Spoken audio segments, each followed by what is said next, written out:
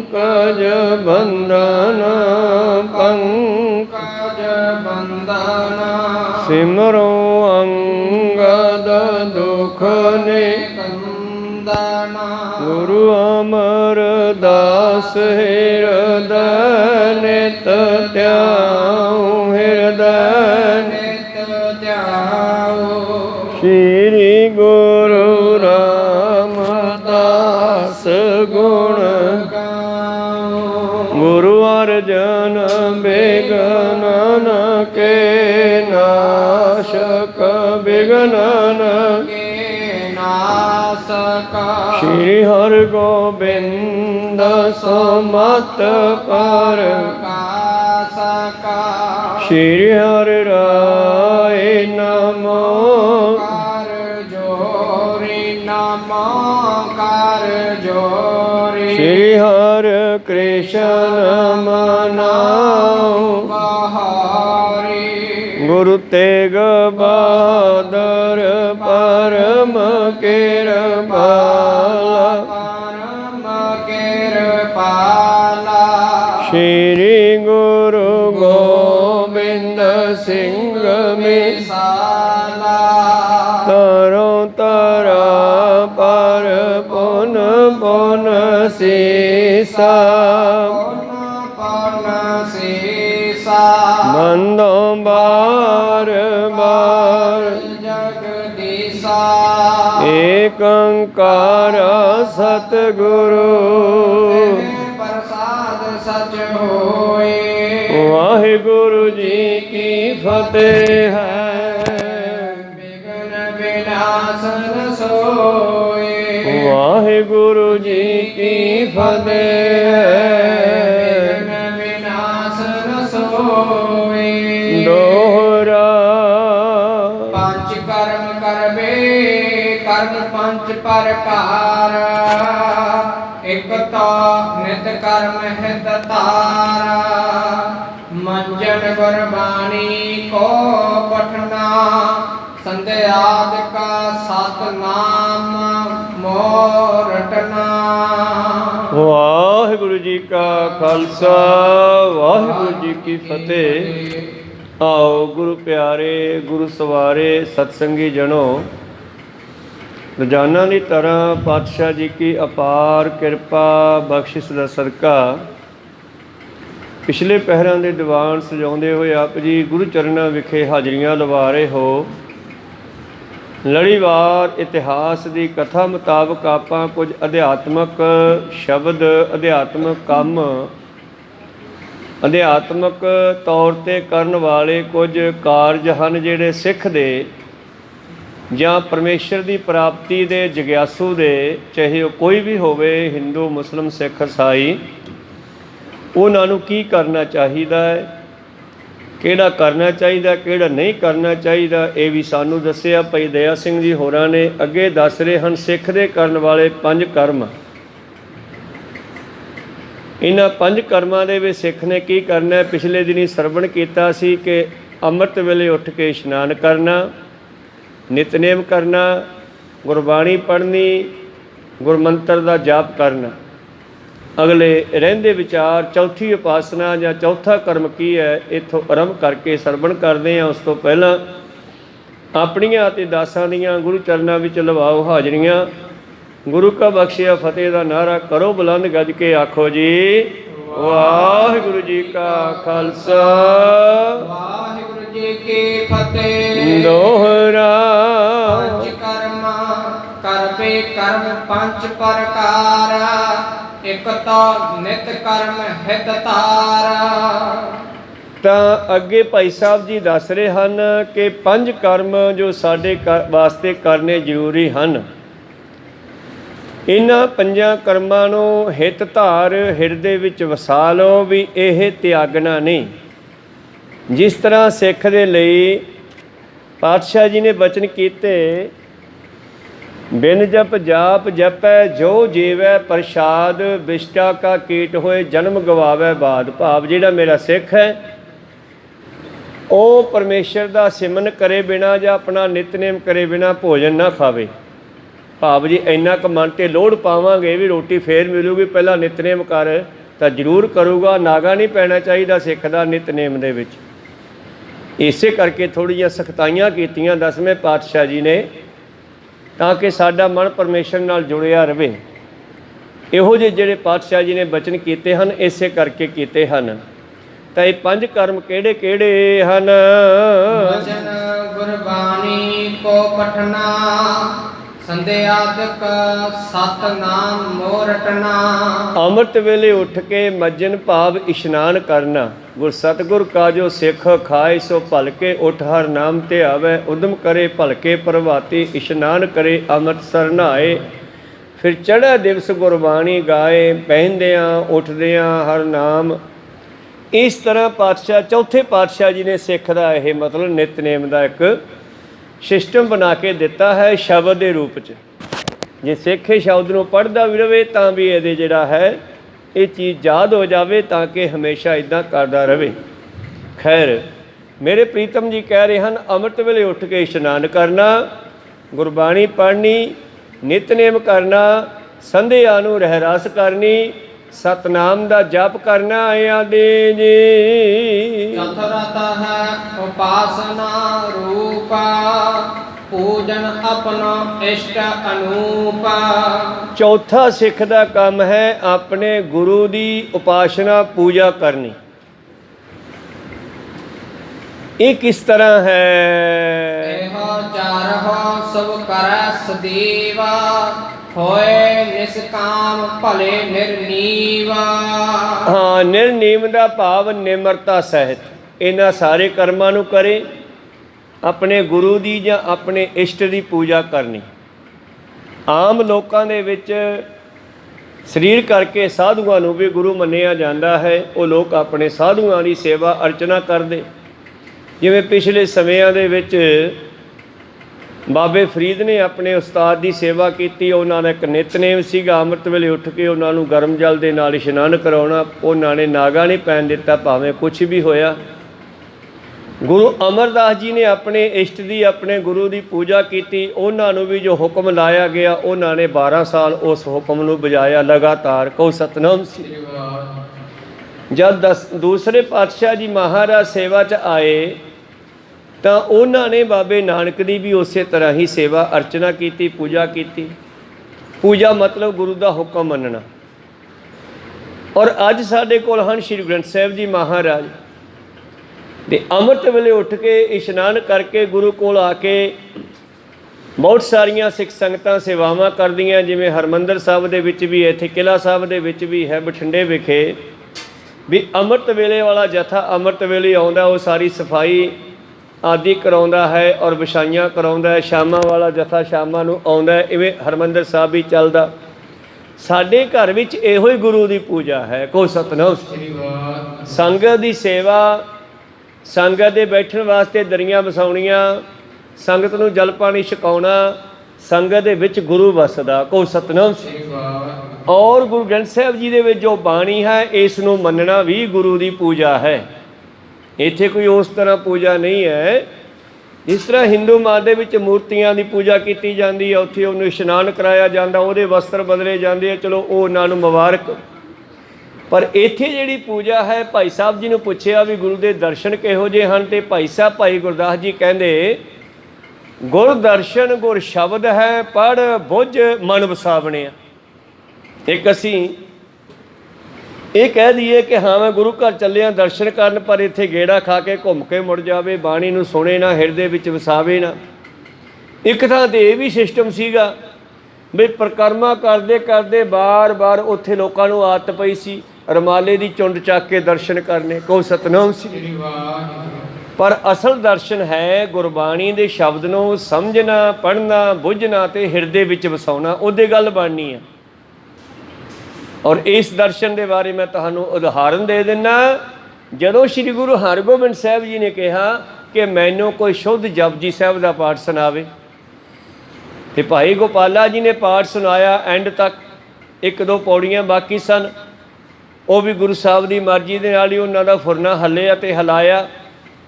ਖੈਰ ਉਸ ਵੇਲੇ ਪਾਤਸ਼ਾਹ ਨੇ ਦੱਸ ਦਿੱਤਾ ਕਿ ਮੇਰੀ ਜਿਹੜੀ ਸੇਵਾ ਹੈ, ਸ਼ਬਦ ਨੂੰ ਉਚਾਰਨਾ, ਗੁਰਬਾਣੀ ਨੂੰ ਉਚਾਰਨਾ, ਇਹੋ ਹੀ ਮੇਰੀ ਸੇਵਾ ਹੈ। ਜਿਹੜਾ ਮੇਰਾ ਸਿਮਰਨ ਕਰਨਾ, ਮੇਰੀ ਗੱਲ ਮੰਨਣੀ, ਰਹਿ ਨਹੀਂ ਰਹੇ ਸੋਈ ਸਿੱਖ ਮੇਰਾ, ਸੋ ਸਹਿਬ ਮੈਂ ਤਿਸ ਕਾ ਚੇਰਾ।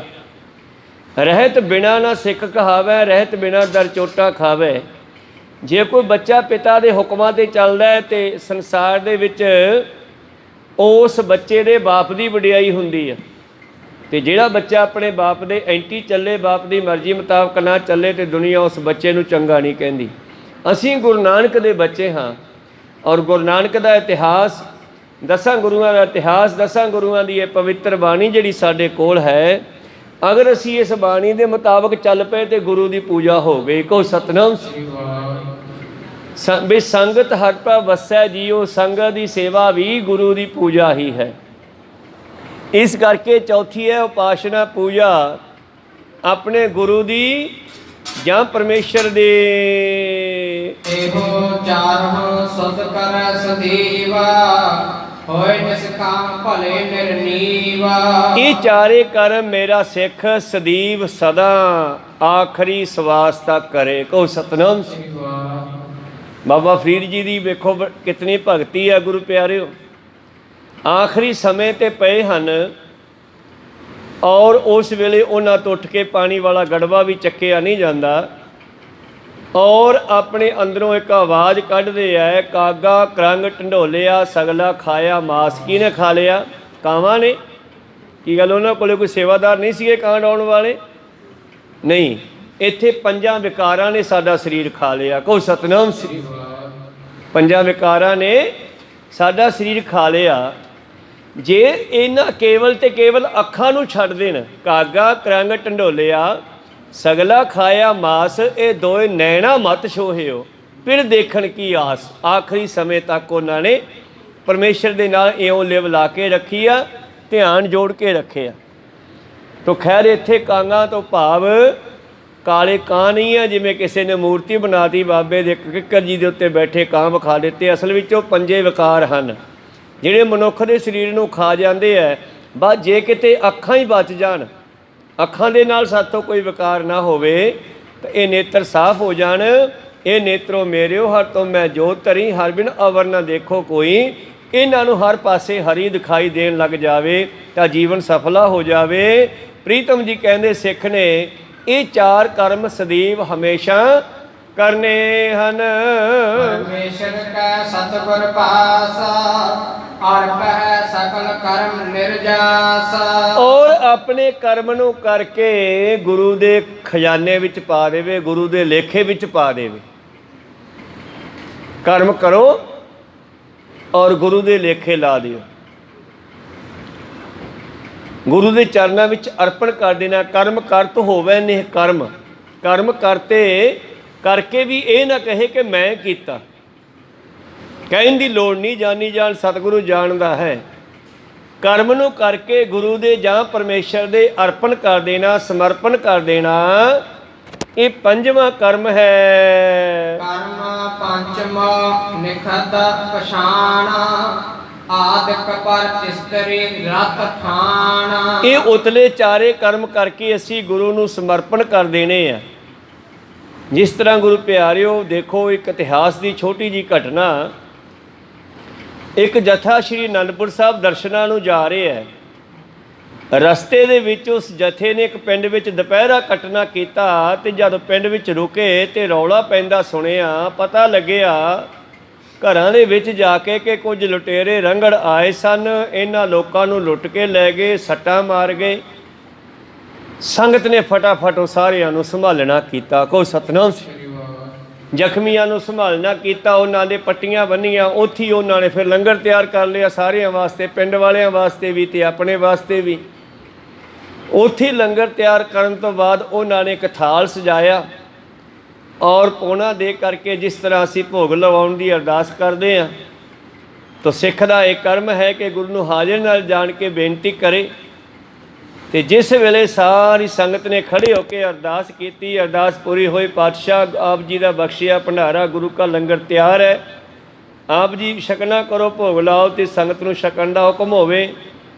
ਔਰ ਇੰਨਾ ਬਚਨ ਪੂਰਾ ਹੁੰਦਿਆਂ ਹੀ ਪਿੱਛੋਂ ਆਵਾਜ਼ ਆਈ, ਸਿੱਖੋ ਛੇਤੀ ਕਰੋ, ਭੁੱਖ ਬਹੁਤ ਲੱਗੀ ਆ। ਕੋ ਸਤਨਾਮ ਸ੍ਰੀ ਵਾਹਿਗੁਰੂ। ਇੱਕਦਮ ਸੰਗਤ ਪਿੱਛੇ ਮੁੜ ਕੇ ਦੇਖਦੀ ਆ ਵੀ 10ਵੇਂ ਪਾਤਸ਼ਾਹ ਜੀ ਘੋੜੇ ਤੇ ਖੜੇ ਹਨ ਮਗਰਲੇ ਪਾਸੇ। ਉਹਨਾਂ ਦੇ ਸਮੇਂ ਦੀ ਘਟਨਾ ਇਹ। ਸਾਰੀ ਸੰਗਤ ਭੱਜ ਕੇ ਸਤਿਗੁਰਾਂ ਦੇ ਪੈਰੀ ਪੈ ਗਈ, ਮਹਾਰਾਜ ਤੁਸੀਂ? ਕਹਿੰਦੇ ਬਸ ਆਹੀ ਤਾਂ ਮੇਰੀ ਸੇਵਾ ਹੈ। ਡਾਕਟਰ ਸਾਹਿਬ ਵੈਦ ਜੀ ਵਿੱਚ ਇੱਕ ਵੈਦ ਸੀਗਾ, ਉਸ ਵੈਦ ਦੇ ਪਿੰਡ ਪਾਤਸ਼ਾਹ ਗਏ ਸਨ। ਉਧਰ ਵੈਦ ਨੇ ਮਿਲਣਾ ਸੀ ਗੁਰੂ ਸਾਹਿਬ ਜੀ ਨੂੰ, ਤੇ ਚਾਣ ਚੱਕ ਇੱਕ ਇਹੋ ਜਿਹਾ ਉਹਨਾਂ ਦੇ ਕੋਲੇ ਮਰੀਜ਼ ਆ ਗਿਆ ਜਿਹਨੂੰ ਛੱਡ ਕੇ ਜਾ ਨਹੀਂ ਸਕਦਾ ਸੀ। ਕੋ ਸਤਨਾਮ ਸ੍ਰੀ ਵਾਹਿਗੁਰੂ। ਉਹਨੂੰ ਦੁਬਿਧਾ 'ਚ ਪੈ ਗਿਆ ਵੀ ਮੈਂ ਹੁਣ ਇਸ ਮਰੀਜ਼ ਨੂੰ ਤਿਆਗ ਦਿਆਂ, ਗੁਰੂ ਦੇ ਦਰਸ਼ਨ ਕਰਾਂ, ਜਾਂ ਗੁਰੂ ਦੇ ਦਰਸ਼ਨਾਂ ਨੂੰ ਤਿਆਗ ਕੇ ਮੈਂ ਆਪਣਾ ਫਰਜ਼ ਨਿਭਾਵਾਂ। ਤਾਂ ਉਸ ਨੇ ਦੁਕਾਨ ਤੋਂ ਜਾ ਕੇ ਉਸ ਮਰੀਜ਼ ਨੂੰ ਮਿਲਣਾ ਕੀਤਾ ਤੇ ਮਰੀਜ਼ ਨੂੰ ਸੰਭਾਲਣਾ ਕੀਤਾ। ਇੰਨੇ ਸਮੇਂ 'ਚ ਪਾਤਸ਼ਾਹ ਉਹਦੀ ਦੁਕਾਨ ਦੇ ਵਿੱਚ ਚਰਨ ਪਾ ਕੇ ਮੁੜ ਗਏ। ਉਸ ਨਗਰ 'ਚ ਆਏ, ਉਹਦੀ ਦੁਕਾਨ 'ਚ ਹੋ ਕੇ ਚਲੇ ਗਏ, ਪਰ ਉਹਨੂੰ ਦਰਸ਼ਨ ਨਹੀਂ ਹੋਏ ਤੇ ਉਹਦੀ ਵਿਰਾਗ, ਉਹਦੀ ਪਿਆਸ ਦਰਸ਼ਨਾਂ ਦੀ ਹੋਰ ਵੀ ਵੱਧ ਗਈ। ਅੱਜ ਵੀ ਉਹ ਵੈਦ ਨਾਲ ਸੀ। ਕੋ ਸਤਨਾਮ ਸ੍ਰੀ ਵਾਹਿਗੁਰੂ। ਇਸ ਤਰ੍ਹਾਂ ਰਸਤੇ ਵਿੱਚੋਂ ਇੱਕ ਪਰਿਵਾਰ ਗੰਨੇ ਪੀੜ ਰਿਹਾ ਸੀਗਾ। ਉਹ ਕਹਿੰਦੇ ਯਾਰ ਜਾਣਾ ਤਾਂ ਅਸੀਂ ਵੀ ਸੀ, ਪਰ ਗੰਨੇ ਸੀਟੀ ਬੈਠਿਆਂ। ਕਹਿੰਦੇ ਸੰਗਤ ਨੇ ਘਲਾੜੀ ਦੇ ਉੱਤੇ ਫਟਾਫਟ ਉਹਦੇ ਗੰਨੇ ਪੀੜਾ ਕੇ ਉਹਨਾਂ ਨੂੰ ਵੀ ਨਾਲ ਲਿਆ ਸੀ। ਐਸੇ ਪਰਿਵਾਰ ਨਾਲ ਸੀ ਕਾਫੀ। ਤੋ ਸਾਰੇ ਜਦੋਂ ਪਾਤਸ਼ਾਹ ਜੀ ਉੱਥੇ ਪਹੁੰਚੇ ਲੰਗਰ ਛਕਣ ਵਾਸਤੇ, ਕਹਿੰਦੇ ਵੀ ਛੇਤੀ ਕਰੋ। ਉੱਥੇ ਕੱਲੇ ਕੱਲੇ ਨੂੰ ਗਲੇ ਲਾ ਕੇ ਪਿਆਰ ਦਿੰਦੇ ਹੈ। ਕਹਿੰਦੇ ਵੈਦ ਜੀ ਤੁਸੀਂ ਉਦੋਂ ਮੈਂ ਤੁਹਾਡੇ ਨਗਰ ਗਿਆ ਸੀਗਾ, ਮੈਨੂੰ ਪਤਾ ਹੈ ਤੁਸੀਂ ਮਿਲਣਾ ਚਾਹੁੰਦੇ ਸੀ, ਪਰ ਤੁਸੀਂ ਆਪਣਾ ਫਰਜ਼ ਨਿਭਾਇਆ, ਮੈਨੂੰ ਇਹੀ ਠੀਕ ਲੱਗਦਾ। ਕੋ ਸਤਨਾਮ। ਮੇਰੇ ਦਰਸ਼ਨ ਫੇਰ ਵੀ ਹੋ ਸਕਦੇ ਸੀ, ਅੱਜ ਵੀ ਹੋ ਰਹੇ ਆ, ਪਰ ਉਸ ਮਰੀਜ਼ ਨੂੰ ਸੰਭਾਲਣਾ ਤੇਰਾ ਫਰਜ਼ ਸੀਗਾ। ਨਾਮ ਜਪਣਾ, ਵੰਡ ਛਕਣਾ, ਕਿਰਤ ਕਰਨੀ ਸਤਿਗੁਰਾਂ ਦੇ ਹੁਕਮ ਹੈ ਸਾਨੂੰ। ਤੇ ਕਹਿੰਦੇ ਇਸ ਤਰ੍ਹਾਂ ਸਤਿਗੁਰਾਂ ਨੇ ਕੱਲੇ ਕੱਲੇ ਸਿੱਖ ਨੂੰ ਫਿਰ ਗਲੇ ਲਾ ਕੇ ਪਿਆਰ ਕੀਤਾ। ਕਹਿੰਦੇ ਜਿਹੜਾ ਤੁਸੀਂ ਇਹਨਾਂ ਮਰੀਜ਼ਾਂ ਨੂੰ ਸੰਭਾਲਿਆ, ਫਟੜਾਂ ਨੂੰ ਸੰਭਾਲਿਆ, ਇਹਨਾਂ ਦੇ ਮਲਮ ਪੱਟੀ ਕੀਤੀ, ਇਹਨਾਂ ਦੀ ਸੰਭਾਲ ਕੀਤੀ, ਇਹ ਤੁਸੀਂ ਪੱਟੀਆਂ ਮੇਰੇ ਕੀਤੀਆਂ। ਕਿਉਂਕਿ ਘਟ ਘਟ ਮੈਂ ਹਰਜੂ ਬਸੈ, ਵਿੱਚ ਸੰਗਤ ਹਰਪਾ ਵਸੈ ਜੀਓ। ਇਸ ਤਰ੍ਹਾਂ ਗੁਰੂ ਪਿਆਰਿਓ, ਹੁਣ ਗੁਰੂ ਦੀ ਪੂਜਾ ਕੀ ਆ? ਸੰਗਤ ਦੀ ਸੇਵਾ। ਕੋ ਸਤਨਾਮ। ਲੋੜਵੰਦਾਂ ਦੀ ਸੇਵਾ, ਮਦਦ ਕਰਨੀ। ਇਸ ਕਰਕੇ ਇਹਨੂੰ ਕਹਿੰਦੇ ਹਨ ਪਰਮੇਸ਼ਰ ਦੀ ਜਾਂ ਗੁਰੂ ਦੀ ਪੂਜਾ ਕਰਨੀ। ਪੰਜਵਾਂ ਕਰਮ ਕੀ ਹੈ? ਨਿਖਿੱਧ ਕਰਮ ਜਿਹੜਾ ਨਹੀਂ ਕਰਨਾ। 5 ਕਰਮਾਂ ਦੇ ਵਿੱਚ ਆਉਂਦਾ। 4 ਕਰਮ ਜਿਹੜੇ ਕਰਨ ਵਾਲੇ ਦੱਸੇ ਸਤਿਗੁਰਾਂ ਨੇ। ਪੰਜਵਾਂ ਨਿਖਿੱਧ ਕਰਮ, ਨਿਖਿੱਧ ਪਛਾਣ, ਇਹ ਚੰਗਾ ਨਹੀਂ ਹੈ ਤੇਰੇ ਲਈ ਸਿੱਖਾ ਕੀ? ਪਰ ਇਸਤਰੀ ਰਤ ਠਾਣ, ਵੇਖ ਪਰਾਈਆਂ ਚੰਗੀਆਂ ਭੈਣਾਂ ਮਾਵਾਂ ਧੀਆਂ ਜਾਣੇ। ਜਿਹੜੀਆਂ ਸਾਨੂੰ ਰਹਿਤਾਂ ਤੇ ਕੁਰਹਿਤਾਂ ਦੱਸੀਆਂ, ਉਹਨਾਂ ਕੁਰਹਿਤਾਂ ਵਿੱਚ ਵੀ ਇਹ ਕਰਮ ਹੈ ਬਈ ਮੇਰਾ ਸਿੱਖ ਇਸ ਚੀਜ਼ ਤੋਂ ਬਚੇ। ਕੋ ਸਤਨਾਮ। ਤੇ ਸਿੱਖ ਹੈ ਤੇ ਸਿੱਖਣੀਆਂ ਦੋਨਾਂ ਵਾਸਤੇ ਹੀ ਆ। ਵੈਸੇ ਤਾਂ ਆਲ ਵਰਲਡ ਵਾਸਤੇ ਹੀ ਆ। ਪਿੱਛੇ ਜੇ ਇੱਕ ਬਿਮਾਰੀ ਚੱਲੀ ਨਵੀਂ ਨਵੀਂ ਜਦੋਂ ਆਈ ਨਾ, ਸਾਰੀ ਦੁਨੀਆ ਕੰਨਾਂ ਨੂੰ ਹੱਥ ਲਾਉਣ ਲੱਗੀ ਇੱਕ ਵਾਰੀ, ਜਦੋਂ ਲੋਕਾਂ ਨੂੰ ਏਡਜ਼ ਹੋਣ ਲੱਗੀ। ਕੋ ਸਤਨਾਮ। ਫਿਰ ਇਹੋ ਜਿਹੇ ਮੂਰਖ ਲੋਕ ਬਚਣ ਲੱਗੇ ਇਹਨਾਂ ਗਲਤੀਆਂ ਤੋਂ ਵੀ ਨਹੀਂ ਭਾਈ, ਇਸ ਬਿਮਾਰੀ ਦਾ ਕੋਈ ਹੱਲ ਹੀ ਨਹੀਂ ਹੈਗਾ। ਜਿਸ ਨੂੰ ਹੋ ਗਈ ਉਹ ਪਾਰ ਹੀ ਬੋਲਦਾ ਹੈ। ਤੇ ਮੇਰੇ ਪ੍ਰੀਤਮ ਨੇ ਇਹਨਾਂ ਬਿਮਾਰੀਆਂ ਤੋਂ ਬਚਣ ਵਾਸਤੇ ਅੱਜ ਤੋਂ 500 ਸਾਲ ਪਹਿਲਾਂ ਸਮਝਾ ਦਿੱਤਾ। ਕੋ ਸਤਨਾਮ। ਵੇਖ ਪਰਾਈਆਂ ਚੰਗੀਆਂ ਭੈਣਾਂ ਮਾਵਾਂ ਧੀਆਂ ਜਾਣੇ। ਜਾਂ ਭਾਈ ਗੁਰਦਾਸ ਜੀ ਕਹਿੰਦੇ ਏਕਾ ਨਾਰੀ ਜਤੀ ਹੋਏ, ਪਰ ਨਾਰੀ ਧੀ ਭੈਣ ਵਖਾਣੇ। ਹੁਣ ਹਿੰਦੂ ਮਤ ਵਿੱਚ ਜਤੀ ਸਤੀ ਉਹ ਮੰਨੇ ਜਾਂਦੇ ਆ ਜਿਹੜੇ ਵਿਆਹ ਨਾ ਕਰਾਉਣ, ਪਰ ਗੁਰੂ ਕਹਿੰਦਾ ਨਹੀਂ, ਇਹ ਸਿਸਟਮ ਵੀ ਤਾਂ ਪਰਮੇਸ਼ਰ ਨੇ ਬਣਾਇਆ। ਗ੍ਰਸਤੀ ਜੀਵਨ ਸਭ ਤੋਂ ਉੱਤਮ ਹੈ। ਇਹਦੇ ਰਾਹੀਂ ਸੰਸਾਰ ਵਿੱਚ ਰਿਸ਼ੀ ਮੁਨੀ ਰਾਜੇ ਮਹਾਰਾਜੇ ਅਵਤਾਰ ਆਉਂਦੇ ਆ। ਹਾਂ, ਆਪਣੀ ਇਸਤਰੀ ਦੇ ਉੱਤੇ ਡਿਪੈਂਡ ਹੋਵੇ ਔਰ ਪਰਾਈਆਂ ਇਸਤਰੀਆਂ ਦੇ ਨਾਲ ਕੋਈ ਸੰਬੰਧ ਨਾ ਰੱਖੇ, ਉਹਨਾਂ ਨੂੰ ਮਾਵਾਂ ਭੈਣਾਂ ਧੀਆਂ ਜਾਣੇ।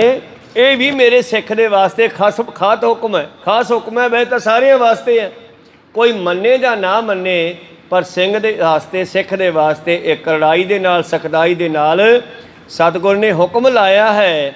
ਇਸ ਕਰਕੇ ਮੇਰਾ ਸਿੱਖ ਪਰ ਇਸਤਰੀ ਤੋਂ ਬਚੇ।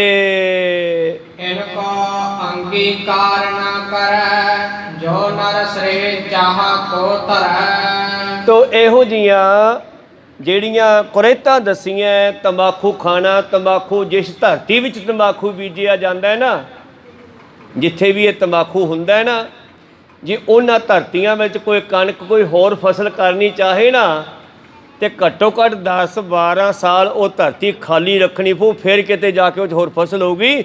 10-12 ਸਾਲ ਉਹ 'ਚ ਹੋਰ ਫਸਲ ਨਹੀਂ ਹੋ ਸਕਦੀ। ਇੰਨੀ ਮਾੜੀ ਚੀਜ਼ ਹੈ ਤੰਬਾਕੂ। ਤੇ ਸਤਿਗੁਰਾਂ ਨੇ ਇਸ ਤੰਬਾਕੀ ਤੋਂ ਆਪੋ ਸਿੱਖ ਨੂੰ ਬਚਣ ਵਾਸਤੇ 500 ਸਾਲ ਪਹਿਲਾਂ ਦੇ ਦਿੱਤੇ ਹੁਕਮ। ਸਾਇੰਸ ਨੂੰ ਹੁਣ ਪਤਾ ਲੱਗਦਾ ਹੈ ਕਿ ਤੰਬਾਕੂ ਨਾਲ ਕਿੰਨੇ ਕੈਂਸਰ ਹੁੰਦੇ ਹੈ। ਪੁੜੀਆਂ ਦੇ ਉੱਤੇ ਵੀ ਕੈਂਸਰ ਵਰਗੇ ਮੂੰਹ ਬਣਾਏ ਹੋਏ ਨੇ, ਪਰ ਫਿਰ ਵੀ ਪੁੜੀ ਖਾਣ ਵਾਲੇ ਉਹਨੂੰ ਵੇਖ ਕੇ ਵੀ ਨਹੀਂ ਡਰਦੇ। ਬੋਤਲ ਦੇ ਉੱਤੇ ਲਿਖਿਆ ਹੁੰਦਾ ਪੀਣੀ ਸਿਹਤ ਲਈ ਹਾਨੀਕਾਰਕ ਹੈ। ਅਗਲਿਆਂ ਨੇ ਆਪ ਦਾ ਫਰਜ਼ ਨਿਭਾਤਾ। ਹੁਣ ਪੜ੍ਹਿਆ ਅਨਪੜ੍ਹਿਆ ਕੋਈ ਪੀਵੇ ਨਾ ਪੀਵੇ ਮਰਜ਼ੀ ਆ। ਇਸ ਕਰਕੇ ਮੇਰੇ ਪ੍ਰੀਤਮ ਜੀ ਕਹਿੰਦੇ ਮੇਰਾ ਜਿਹੜਾ ਸਿੱਖ ਹੈ ਇਹਨਾਂ ਚੀਜ਼ਾਂ ਨੂੰ, ਇਹਨਾਂ ਵਿਕਾਰਾਂ ਨੂੰ ਕਦੇ ਵੀ ਅੰਗੀਕਾਰ ਨਾ ਕਰੇ।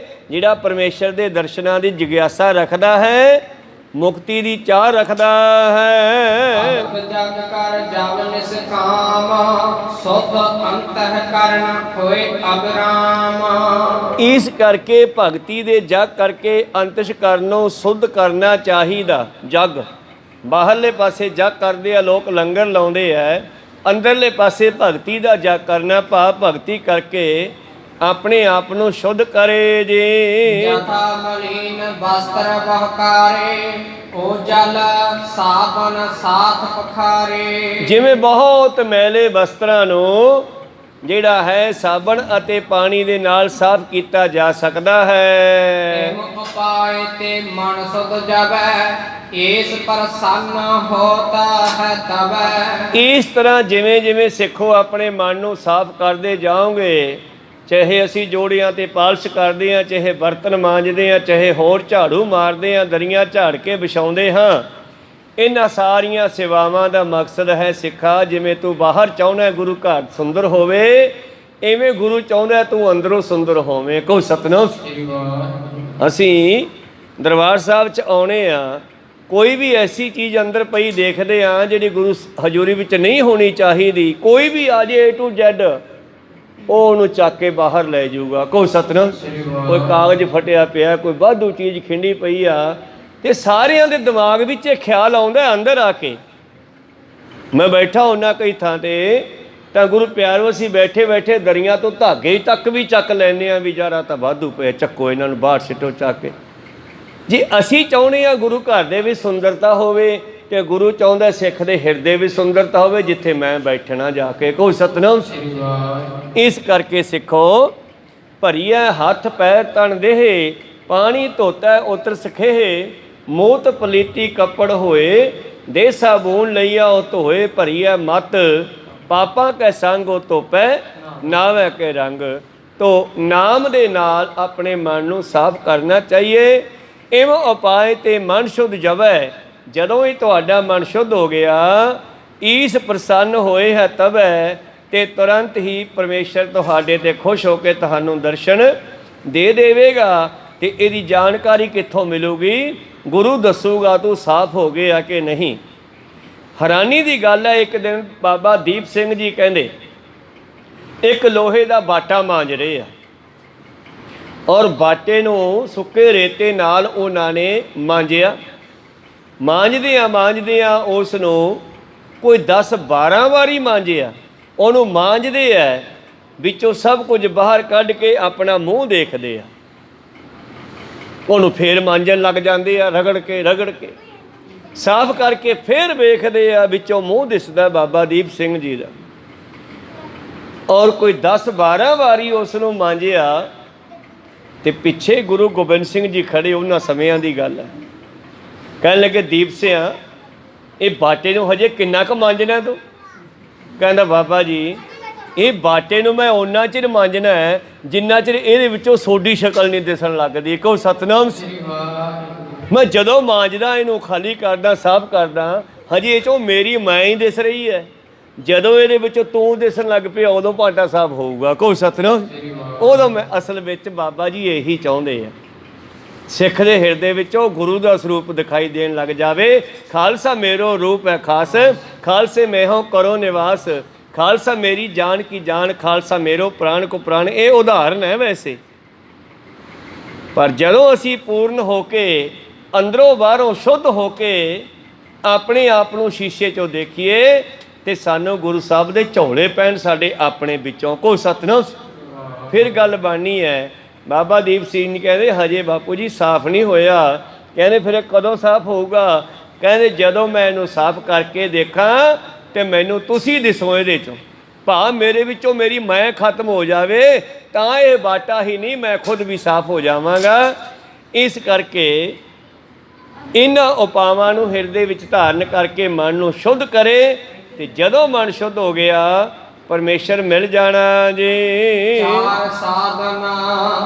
ਚਾਰਹੁ ਸਾਧਨ ਔਰ ਉਪਜਾਵੈ, ਸੁਧਰੇ ਖੇਤ ਅੰਨ ਜਿਮ ਪਾਵੈ। ਹੁਣ ਇਹ 4 ਸਾਧਨ ਤੁਹਾਨੂੰ ਉਤਲੇ ਦੱਸੇ ਸਰੀਰ ਨਾਲ ਕਰਨ ਵਾਲੇ।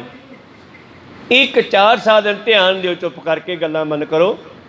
ਜਦੋਂ ਗੁਰੂ ਸਾਹਿਬ ਨੇ ਫਿਰ ਬੇਨਤੀ ਕੀਤੀ ਹੈ ਭਾਈ ਸਾਹਿਬ ਭਾਈ ਦਇਆ ਸਿੰਘ ਜੀ ਨੇ, ਇੱਕ ਤੁਹਾਨੂੰ ਹੋਰ 4 ਸਾਧਨ ਦੱਸਦਾ ਹਾਂ, ਇਹ ਅੰਦਰਲੇ ਹਨ। ਆ ਬਾਹਰਲੇ ਵੀ ਦੱਸੇ, ਨਿਤ ਕਰਮ, ਨਿਤਨੇਮ, ਇਸ਼ਨਾਨ ਆਦਿ।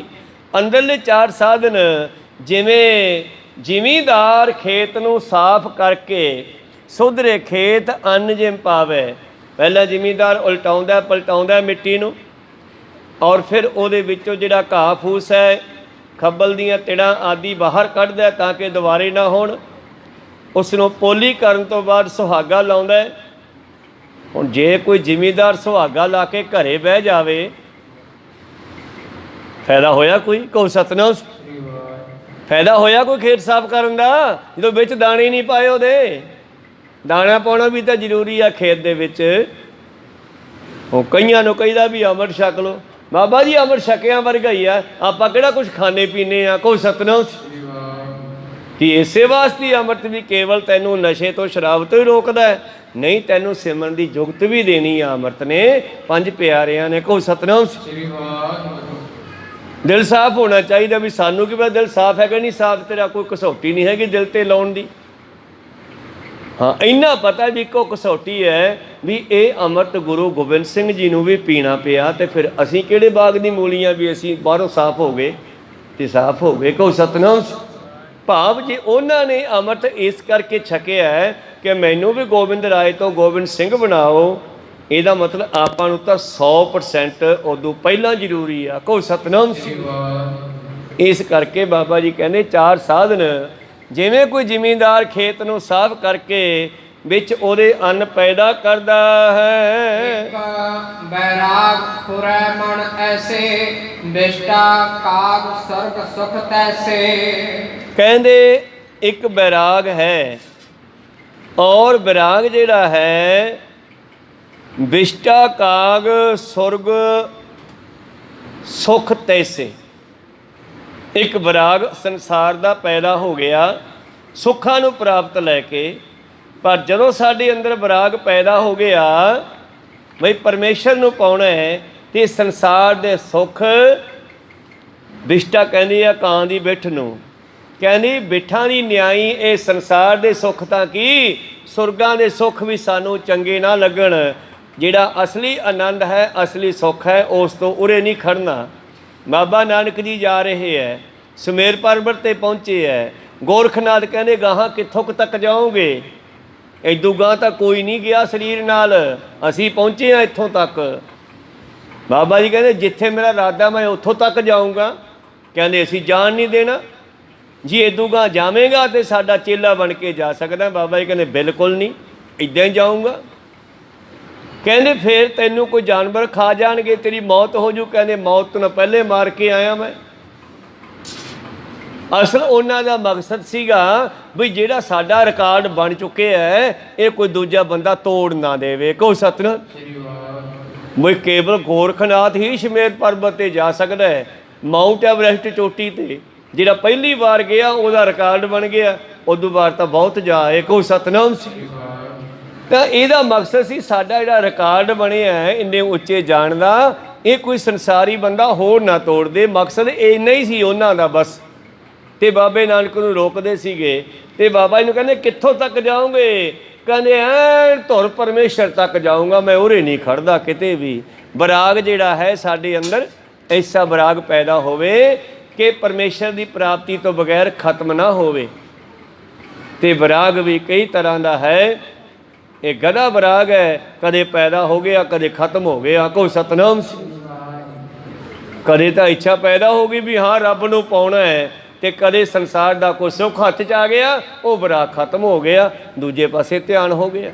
ਕਈ ਤਰ੍ਹਾਂ ਦਾ ਵਿਰਾਗ ਹੈ, ਗੱਲ ਵਿਰਾਗ ਦੀ ਕਰਦੇ ਹਾਂ। ਇੱਕ ਵਿਰਾਗ ਦੇ ਵਿੱਚ ਐਸੇ ਫੁਰਨੇ ਬਣਦੇ ਆ ਸੰਸਾਰ ਦੇ ਸੁੱਖਾਂ ਦੇ, ਪਰ ਕਈ ਲੋਕ ਰੱਬ ਦੇ ਪਿਆਰੇ ਸੰਸਾਰ ਦੇ ਸੁੱਖਾਂ ਨੂੰ ਬੇਕਾਰ ਸਮਝ ਕੇ ਅੱਗੇ ਟੱਪ ਜਾਂਦੇ ਆ। ਇਸ ਗੱਲ ਨੂੰ ਬਾਬੇ ਫਰੀਦ ਦੇ ਇੱਕ ਬਚਨ ਤੋਂ ਯਾਦ ਆ ਗਿਆ ਮੇਰੇ। ਫਰੀਦਾ ਇਹ ਵਿਸ ਗੰਧਲਾਂ ਧਰੀਆਂ ਖੰਡ ਲਿਵਾੜ, ਇੱਕ ਰਾਹੇ ਦੇ ਰਹਿ ਗਏ ਇੱਕ ਰਾਧੀ ਗਏ ਅਜਾੜ। ਕਈ ਜਾਂਦੇ ਜਾਂਦੇ ਨਾ ਸੁੱਖਾਂ ਦੀਆਂ ਵਿਸ਼ੇ ਵਿਕਾਰਾਂ ਦੀਆਂ ਵਾਸ਼ਨਾ ਦੀਆਂ ਗੰਦਲਾਂ ਵਿੱਚ ਫਸ ਗਏ, ਖੜ ਗਏ, ਤੇ ਕਈ ਇਹਨਾਂ ਦੇ ਠੇਡਾ ਮਾਰ ਕੇ ਟੱਪ ਗਏ ਤੇ ਕਈ ਫਸ ਗਏ। ਕੋ ਸਤਨਾਮ। ਇੱਕ ਰਾਜਾ ਕਹਿੰਦਾ ਬਈ ਜਿਹੜਾ ਮੇਰੇ ਤੱਕ ਪਹੁੰਚ ਗਿਆ ਮੈਂ ਉਹਨੂੰ ਅੱਧਾ ਰਾਜ ਦੇ ਦੂੰਗਾ ਆਪਣਾ, ਪਰ ਪਹੁੰਚਿਆ ਕੋਈ ਬਣਾ ਉਹਦੇ ਤੱਕ। ਕਿਉਂ? ਕਿਉਂਕਿ ਉਹਨੇ ਰਸਤੇ ਦੇ ਵਿੱਚ ਬਹੁਤ ਕੁਝ ਪੈਦਾ ਕਰਤਾ, ਸੁੱਖ ਸਹੂਲਤਾਂ, ਐਸ਼ੋ ਇਸ਼ਰਤ, ਨਸ਼ੇ ਵਿਸ਼ੇ ਵਕਾਰ, ਅੱਗੇ ਠੰਡੀਆਂ ਹਵਾਵਾਂ, ਅੱਗੇ ਹੋਰ ਤੇ ਅਖੀਰ ਤੇ ਕਾਮ ਵਾਸ਼ਨਾ ਦੀਆਂ ਗੰਦਲਾਂ ਆਦਿ, ਇਹ ਸਭ ਕੁਝ ਤਿਆਰ ਕਰਤਾ। ਤੇ ਕੋਈ ਗੁਰੂ ਪਿਆਰੋ ਉਰੇ ਹੀ ਅੰਬਾਂ ਦੇ ਦਰਖਤ ਹੇਠਾਂ ਬੈਠ ਕੇ ਮੁੜੇ ਆਇਆ, ਕੋਈ ਥੋੜ੍ਹਾ ਗਾਂਹ ਟੱਪਿਆ, ਕੋਈ ਥੋੜ੍ਹਾ ਗਾਂਹ ਟੱਪਿਆ, ਤੇ ਆ ਕਾਮ ਵਾਸ਼ਨਾ ਦੀ ਵੱਟ ਤੋਂ ਤਾਂ ਵੱਡੇ ਵੱਡੇ ਸਾਧ ਵੀ ਡਿੱਗ ਪਏ। ਕਹੋ ਸਤਨਾਮ ਸੀ। ਉਹ ਵੀ ਗਾਂਹ ਨਹੀਂ ਟੱਪ ਸਕੇ। ਤੇ ਫਿਰ ਰਾਜੇ ਕੋਲੇ ਕੋਈ ਪਹੁੰਚੇ ਤਾਂ ਉਹ ਰਾਜ ਦੇਵੇ ਆਪਣਾ ਗੁੱਝਾ ਭੇਦ, ਫੇਰ ਹੀ ਦੇਵੇ ਜੇ ਕੋਈ ਉਹਦੇ ਕੋਲੇ ਜਾਵੇ।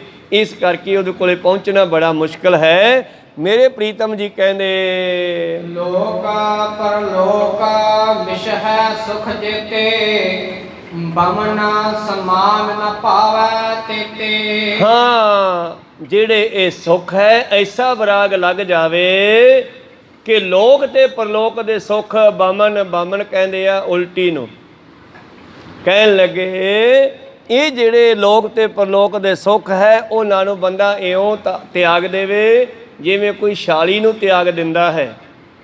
ਬਾਬੇ ਕਬੀਰ ਦੀ ਗੱਲ ਯਾਦ ਆ ਗਈ। ਕਬੀਰ ਸਾਹਿਬ ਰੋਜ਼ਾਨਾ ਗਲੀ 'ਚੋਂ ਟੱਪਦੇ ਆ, ਬਾਜ਼ਾਰ 'ਚੋਂ ਲੰਘਦੇ ਆ, ਰਸਤੇ ਵਿੱਚ ਜਲੇਬੀਆਂ ਵਾਲੀ ਇੱਕ ਦੁਕਾਨ ਆਉਂਦੀ ਆ, ਕੋਲ ਦੀ ਲੰਘ ਜਾਂਦੇ ਆ, ਘਰੇ ਜਾ ਕੇ ਭਜਨ 'ਚ ਬਹਿੰਦੇ ਆ। ਮਨ ਕਹਿੰਦਾ ਜਲੇਬੀਆਂ ਖਾਣੀਆਂ ਸੀਗੀ, ਬੜਾ ਜ਼ੋਰ ਲਾਇਆ ਬਈ ਲੱਗ ਜਾ ਧਿਆਨ, ਮਨ ਕੰਨੀ ਲਾ ਲੈ ਰੱਬ ਕੰਨੀ, ਪਰ ਨਹੀਂ, ਕਹਿੰਦਾ ਜਲੇਬੀਆਂ। ਤੇ ਗੁਰੂ ਪਿਆਰਿਓ ਕਬੀਰ ਸਾਹਿਬ ਨੇ ਬਹੁਤ ਕੋਸ਼ਿਸ਼ ਕੀਤੀ ਵੀ ਇਹ ਲੱਗ ਜੇ, ਪਰ ਨਾ ਲੱਗਿਆ। ਹੁਣ ਉੱਥੋਂ ਤਾਂ ਲੰਘਣਾ ਪੈਂਦਾ, ਜਲੇਬੀਆਂ ਵਾਲੀ ਦੁਕਾਨ 'ਤੇ ਰੋਜ਼ ਜਲੇਬੀਆਂ ਦੀ ਖੁਸ਼ਬੂ ਆਉਂਦੀ ਹੈ, ਮਨ ਫਿਰ ਚੱਕ ਕੇ ਲੈ ਜਾਂਦਾ, ਘਰੇ ਜਾ ਕੇ ਬਹਿੰਦੇ ਆ ਫਿਰ ਜਲੇਬੀਆਂ। ਇੱਕ ਦਿਨ ਕਬੀਰ ਸਾਹਿਬ ਖੜੀ ਗਏ ਤੇ ਦੁਕਾਨਦਾਰ ਨੂੰ ਕਹਿੰਦੇ ਵੀ ਜਲੇਬੀਆਂ ਦੇ ਦੇ ਮੈਨੂੰ। ਕਿੰਨੀਆਂ? 5 ਕਿਲੋ। ਹੋਰ ਕੌਣ ਹੈ ਨਾਲ? ਕਹਿੰਦੇ ਇਕੱਲਾ ਹੀ ਆ, ਤੂੰ ਦੂਜੇ ਤੋਂ ਕੀ ਲੈਣਾ? 5 ਕਿਲੋ ਧਰ। 2.5 ਕਿਲੋ ਬੰਦੇ ਦੀ ਸੀਗੀ ਇਹ ਖੁਰਾਕ। 5 ਸੇਰ ਧਗਾ ਲਈਆਂ ਬੈਂਚ 'ਤੇ, ਖਾਣੀਆਂ ਸ਼ੁਰੂ ਕਰਤੀਆਂ। ਜੋ 2-2.5 ਸਿਰ ਖਾ ਗਏ ਫਿਰ ਅੰਦਰੋਂ ਕਹਿੰਦਾ ਬਸ, ਕਹਿੰਦਾ ਬਸ ਬੁੱਸ ਨਹੀਂ, ਪਾਣੀ ਦੇ ਗਲਾਸ ਨਾਲ ਦਬਾ ਦਬ ਦੱਬੀ ਤੁਰੇ ਗਏ, ਗਲੇ ਤੱਕ ਭਰ ਗਿਆ। ਕਹੋ ਸਤਨਾਮ। ਜਦ ਗਲੇ ਤੱਕ ਭਰ ਗਿਆ ਹੁਣ ਤਾਂ ਬੋਲਣ ਜੋਗਾ ਵੀ ਨਾ ਰਿਹਾ, ਅੰਦਰੋਂ ਫੁਰਨਾ, ਕਹਿੰਦਾ ਬਸ ਕਰ, ਨਹੀਂ, ਕਹਿੰਦਾ ਹੋਰ ਖਾ ਹਜੇ। ਅਖੀਰ ਸਾਰੀਆਂ ਬਾਹਰ ਆ ਕੇ ਕੱਢਣੀਆਂ ਪਈਆਂ ਨਾਲੀ 'ਤੇ। ਕਹੋ ਸਤਨਾਮ। ਫਿਰ ਉੱਥੇ ਬੈਠੇ ਬੈਠੇ ਕਹਿੰਦੇ ਆ ਹੋਰ ਖਾਣੀਆਂ। ਵਿਰਾਗ ਜਿਹੜਾ ਤੈਨੂੰ ਨਾਮ ਦਾ ਲਾਉਣਾ ਸੀ ਤੂੰ ਜਲੇਬੀਆਂ ਦਾ ਲਾ ਕੇ ਬਹਿ ਗਿਆ, ਹੋਰ ਖਾ ਹੁਣ। ਆਖਾ ਦੁਬਾਰੇ ਚੱਕ ਕੇ। ਉਹ ਕਹਿੰਦਾ ਨਹੀਂ, ਮੈਨੂੰ ਲੈ ਚੱਲੇ, ਭੈੜੀਆਂ ਲੱਗਦੀਆਂ। ਕਹੋ ਸਤ ਨਹੀਂ, ਖਾ ਤੂੰ ਬੈਠ ਕੇ।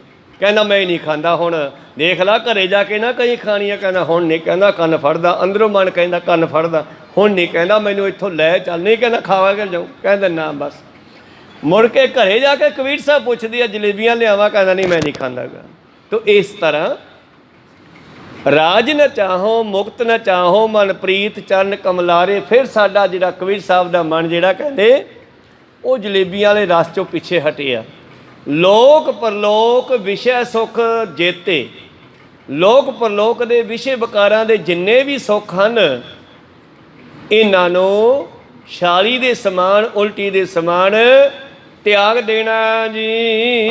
ਮਿਥਿਆ ਕੋ ਖੁਰੈ ਵਿਚਾਰ, ਸਾਧਨ ਦੁਇਤੈ ਵਿਵੇਕ ਉਚਾਰ। ਤਾਂ ਵਿਰਾਗ ਐਸਾ ਹੋਵੇ ਕਿ ਮੈਂ ਉਸ ਤੱਤ ਨੂੰ ਜਾਣਨਾ, ਤੱਤ ਦੇ ਵਿਚਾਰ ਹੀ ਹਮੇਸ਼ਾ ਆਪਣੇ ਅੰਦਰ ਪੈਦਾ ਹੋਣ, ਚੰਗੇ ਤੇ ਮਾੜੇ ਦੀ ਪਛਾਣ ਹੋ ਜਾਵੇ, ਚੰਗੇ ਨੂੰ ਗ੍ਰਹਿਣ ਕਰਦਾ ਜਾਵੇ, ਸਿੱਖ ਮਾੜੇ ਨੂੰ ਛੱਡਦਾ ਜਾਵੇ। ਦੂਸਰਾ ਸਾਧਨ ਹੈ ਵਿਵੇਕ। ਰੂਪਾ ਜਥਾਰਥ ਆਤਮ ਜਾਣੇ, ਸਦਾ ਸਤ ਹੈ ਤਤ ਪਛਾਨੈ। ਵਿਵੇਕ ਦਾ ਅਰਥ ਕੀ ਹੈ? ਚੰਗੇ ਤੇ ਮਾੜੇ ਦੀ ਪਛਾਣ। ਬਿਬ ਏਕ, ਬਿਬ ਪਲੱਸ ਏਕ। ਬਿਬ ਕੀ ਹੁੰਦਾ ਹੈ? ਪੜ੍ਹੇ ਲਿਖੇ ਬੱਚਿਆਂ ਨੂੰ ਪਤਾ ਹੈ। ਜੋ ਸ਼ੀਸ਼ੇ 'ਚੋਂ ਵੇਖਦੇ ਆ ਉਸ ਫੋਟੋ ਨੂੰ ਬਿੰਬ ਕਹਿੰਦੇ ਆ। ਕੋਈ ਸਤਨਾਮ। ਬਿਬ ਏਕ। ਕਿਹੜਾ ਬਿਬ ਏਕ? ਇੱਕ ਪਰਮੇਸ਼ਰ ਦਾ ਹੀ ਸਰੂਪ ਦੇਖਣਾ, ਹੋਰ ਕੁਛ ਨਹੀਂ ਦੇਖਣਾ ਮੈਂ। ਕੋਈ ਸਤਨਾਮ। ਜਿਵੇਂ ਭਾਈ ਕਨ੍ਹਈਆ ਜੀ ਉਸ ਵਿਵੇਕ ਤੇ ਪਹੁੰਚ ਗਏ ਕਿ ਸਾਹਮਣੇ ਉਹਨਾਂ ਦੇ ਚਾਹੇ ਮੁਗਲ ਪਏ ਨਾ, ਚਾਹੇ ਸਿੱਖ ਪਏ ਨਾ, ਔਰ ਜਿਹੜਾ ਵੀ ਪਾਣੀ ਮੰਗਦਾ ਹੈ ਬਸ ਇੱਕੋ ਦਿਖਾਈ ਦੇ ਰਿਹਾ ਪਰਮੇਸ਼ਰ, ਤੇ ਉਹਨੂੰ ਜਲ ਛਕਾਉਂਦੇ ਆ। ਇਸ ਤਰ੍ਹਾਂ ਦੂਜਾ ਸਾਧਨ ਹੈ ਸਿੱਖ ਦੇ ਵਾਸਤੇ ਵਿਵੇਕ ਦਾ। ਤੇ ਵਿਵੇਕ ਦੇ ਵਿੱਚ ਕੀ ਹੈ? ਹਮੇਸ਼ਾ ਇਹ ਯਾਦ ਰੱਖੇ ਕਿ ਆਤਮਾ ਹੀ ਸਤ ਹੈ, ਰਹਿਣ ਵਾਲੀ ਹੈ। ਸਾਚ ਝੂਠ ਹਵੈ ਇੱਕ ਹੀ ਬਿਖੈ, ਮਿਥਿਆ ਨਾਮ ਇਸ ਹੀ ਕੋ ਲਖੈ। ਉਹ ਜਿੱਥੇ ਸੱਚ ਤੇ ਝੂਠ ਦੋਨੇ ਮਿਕਸ ਹੋਏ ਹੋਣ।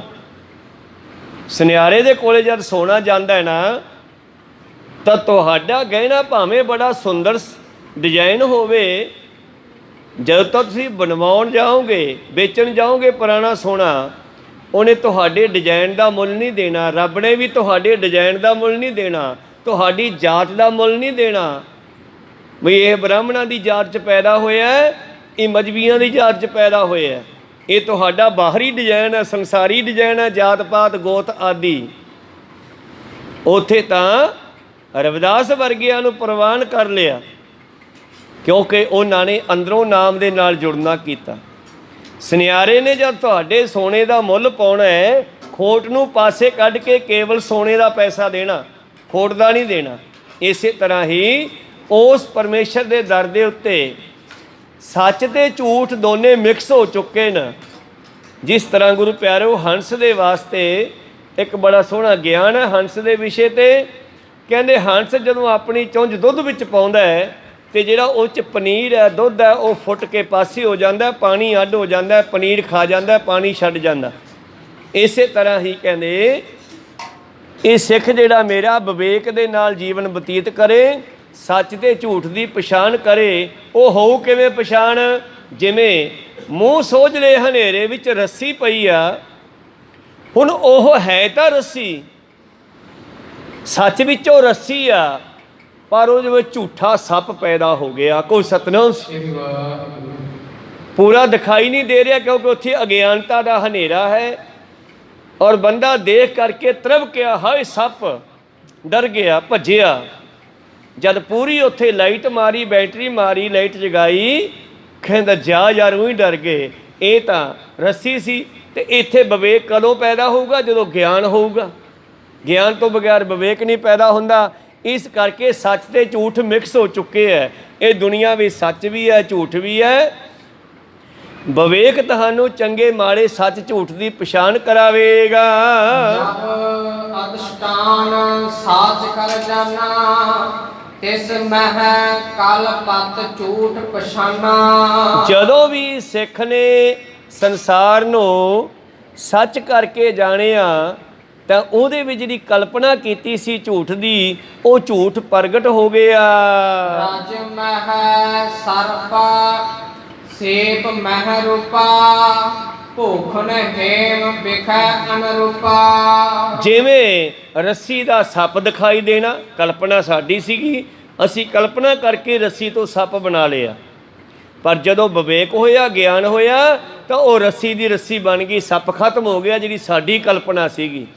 ਜਿਵੇਂ ਸਿੱਪੀ ਦੇ ਵਿੱਚ ਸਾਨੂੰ ਚਾਂਦੀ ਦਾ ਚਮਕਾਰਾ ਪੈਂਦਾ, ਆ ਬਰੇਤੀ ਨਿਕਲਦੀ ਹੈ ਨਾ ਜਿੱਥੋਂ, ਉੱਥੇ ਸਿੱਪੀਆਂ ਵੀ ਹੁੰਦੀਆਂ। ਜੋ ਬਰੇਤੀ ਵੀ ਚਮਕਦਾ ਉਹਨਾਂ ਸਿੱਪੀਆਂ ਦੇ ਉੱਤੋਂ ਲੱਥਾ ਹੁੰਦਾ। ਜਿਵੇਂ ਸਾਨੂੰ ਸਿੱਪੀ ਦੇ ਵਿੱਚ ਚਾਂਦੀ ਦਾ ਭੁਲੇਖਾ ਪੈਂਦਾ ਤੇ ਅਸੀਂ ਉਸ ਨੂੰ ਚਾਂਦੀ ਸਮਝਦੇ ਹਾਂ। ਜਿਵੇਂ ਮਿਰਗ ਨੂੰ ਦੂਰ ਪਾਣੀ ਦਾ ਭੁਲੇਖਾ ਪੈਂਦਾ, ਭੱਜ ਕੇ ਉੱਥੇ ਜਾਂਦਾ ਹੈ ਅਗਿਆਨਤਾ ਕਰਕੇ। ਜੇ ਗਿਆਨ ਹੁੰਦਾ ਤਾਂ ਉੱਥੇ ਹੀ ਖੜਾ ਰਹਿੰਦਾ ਵੀ ਉੱਥੇ ਪਾਣੀ ਹੈ ਨਹੀਂਗਾ, ਐਵੇਂ ਮੈਨੂੰ ਭੁਲੇਖਾ ਪੈ ਰਿਹਾ ਹੈ। ਪਰ ਅਗਿਆਨਤਾ ਕਰਕੇ ਭੱਜ ਕੇ ਉੱਥੇ ਪਹੁੰਚਦਾ ਹੈ, ਪਰ ਉੱਥੇ ਉਹਨੂੰ ਪਾਣੀ ਮਿਲਦਾ ਨਹੀਂ। ਫਿਰ ਅੱਗੇ ਦੇਖਦਾ, ਓਨੀ ਦੂਰੀ ਤੇ ਫਿਰ ਦਿਸਦਾ ਹੈ। ਇਹ ਪਾਣੀ ਦਾ ਭੁਲੇਖਾ ਬਣਦਾ ਕਾਹਦੇ ਨਾਲ ਹੈ ਭਲਾ? ਇੱਕ ਤਾਂ ਸੂਰਜ ਦੀ ਕਿਰਨ ਡਿੱਗਦੀ ਆ ਥੱਲੇ, ਇੱਕ ਅੱਖ ਦੀ ਕਿਰਨ ਜਾਂਦੀ ਆ, ਜਿੱਥੇ ਦੋਨੇ ਇਕੱਠੀਆਂ ਹੁੰਦੀਆਂ ਉੱਥੇ ਪਾਣੀ ਦਾ ਛੱਪੜ ਬਣ ਜਾਂਦਾ। ਕੋਈ ਸਤਨਾਮ। ਤੇ ਜਿੰਨਾ ਮਿਰਗ ਅੱਗੇ ਤੁਰਿਆ ਜਾਊਗਾ ਉਹ ਛੱਪੜੀ ਅੱਗੇ ਤੁਰੀ ਜਾਊਗੀ, ਪਰ ਹੈ ਹੀ ਨਹੀਂ ਛੱਪੜੀ, ਅਸਲ ਵਿੱਚ ਉਹਦਾ ਭੁਲੇਖਾ ਹੈ। ਇਸੇ ਤਰ੍ਹਾਂ ਹੀ ਰਜ ਮੈਂ ਸਰਪ ਸੀਪ ਮੈਂ ਰੂਪਾ, ਰੱਸੀ ਵੀ ਸੱਪ ਸਿੱਪੀ ਵਿੱਚ ਚਾਂਦੀ, ਭੂਖਣ ਹੇਮ ਵਿਖੇ ਅਨਰੂਪਾ।